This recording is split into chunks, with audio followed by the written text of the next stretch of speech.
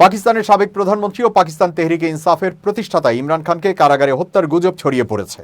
এছাড়া তাকে গোপনে অন্যত্র সরিয়ে ফেলা হয়েছে বলেও দাবি করা হয়েছে। এই ঘটনায় নিজেদের অবস্থান জানিয়েছে আদিয়ালা কারা কর্তৃপক্ষ। আদিয়ালা জেল প্রশাসন জানিয়েছে ছড়িয়ে পড়া গুঞ্জন ভিত্তিহীন। ইমরান খানকে জেল থেকে অন্য কোথাও স্থানান্তর করা হয়নি।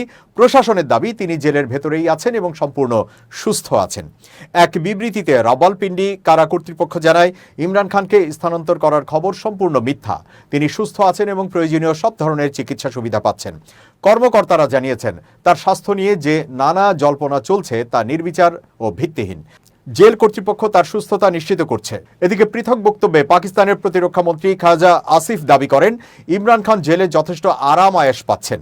তিনি বলেন, উনার জন্য যে খাবারের মেনু আসে সেটা 5 তারকা হোটেলেও পাওয়া যায় না। তিনি আরও জানান, ইমরান খানের সেলে টেলিভিশন আছে যেখানে তিনি যে কোনো চ্যানেল দেখতে পারেন। এছাড়া ব্যায়ামের জন্য আলাদা মেশিনও রাখা হয়েছে।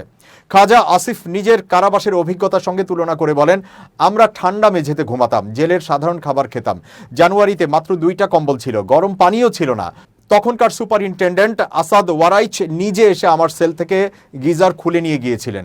তিনি দাবি করেন, ইমরান খানকে একটি ডাবল বেড ও ভেলভেট ম্যাট্রেস দেওয়া হয়েছে। ব্যঙ্গ করে তিনি আরও বলেন, তার উচিত জেলের লাউডস্পিকার দিয়ে তার ওয়াশিংটন এরিনা বক্তৃতা শোনা। প্রতিরক্ষা মন্ত্রী বলেন, খোদার ভয় করুন, সময় কারো সাথেই থাকে না।